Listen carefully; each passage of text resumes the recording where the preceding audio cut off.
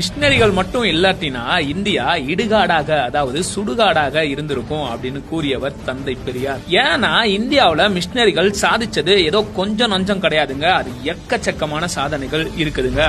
Penney quick அப்படின்ற machinery முல்லை பெரியார் அணைய கட்டினாருங்க. CD stud போன்ற மிஷினரிகள் தேயிலை செடிகளை கொண்டு வந்து தேயிலை தோட்டங்களை உருவாக்குனாங்க.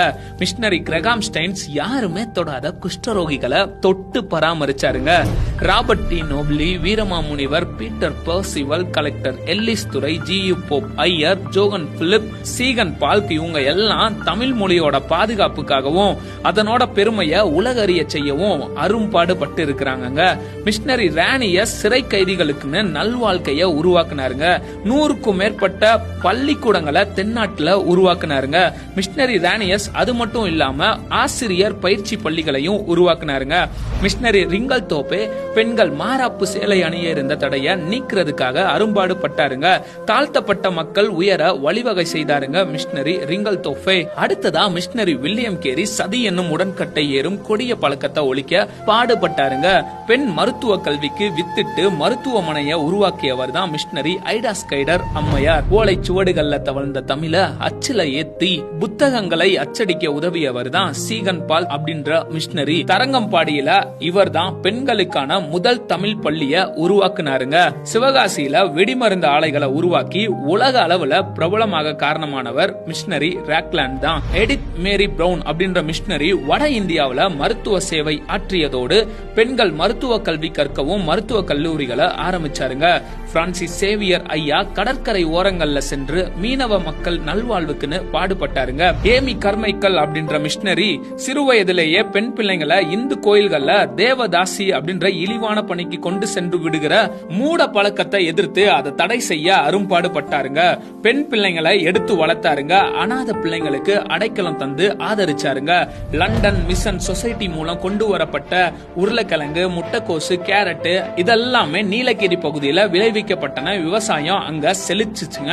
மக்களோட வாழ்வாதாரமும் அதனோட சேர்ந்து உயர்ந்துச்சுங்க. ஈவ்லின் பிராண்ட் அம்மையார் அப்படின்ற மிஷினரி மூலமாக சேலம் கொல்லிமலை பகுதியில் இருக்கிற ஆதிவாசி மக்கள் நல்வாழ்வு அடைஞ்சாங்க. ரச்சன்ய சேனை அதாவது சால்வேஷன் ஆர்மி அப்படின்ற மிஷினரி ஊழியங்கள் மூலமாக ஏழை மக்களுக்கு உணவும் உடையும் கிடைச்சிச்சுங்க. ஜான் டி பிரிட்டோ அப்படின்ற மிஷினரியோட கடுமையான மிஷினரி பணியின் மூலமாக ராமநாதபுரத்துல திருட்டு தொழில குலத்தொழிலாக செய்கிற மக்கள் எத்தனையோ பேரு நல்ல பாதையில கடந்து வந்தாங்க.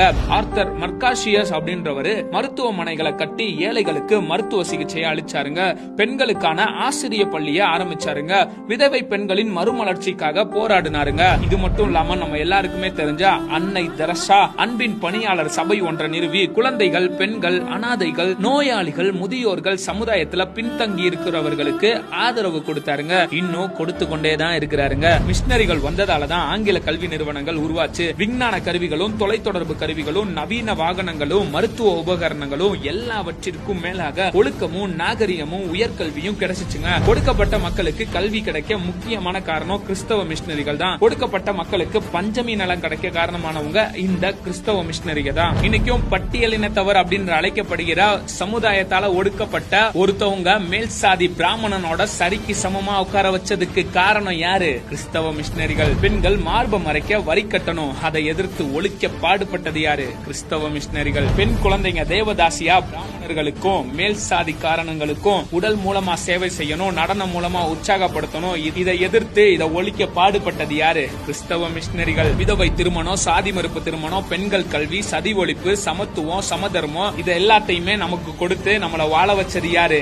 நம்ம கிறிஸ்தவ மிஷினரிகள் தாங்க. இன்னைக்கும் இந்தியா தொழில் துறையிலையும் சரி, கல்வித்துறையிலையும் சரி வளர்ந்த நாடுகளோட பட்டியல்ல வருவதற்கு மிஷினரிகளோட கண்ணீரும் அன்பின் வார்த்தைகளும் கடுமையான உழைப்பும் மேலான தியாகமும் இயேசுவோட அன்புனால நிறைஞ்ச கிறிஸ்தவ மிஷினரிகளுடைய சேவை மட்டும் இல்லாட்டின்னு வச்சுக்கோங்களேன், இந்தியா இன்னைக்கும் இடுகாடாக தான் இருந்திருக்கும்.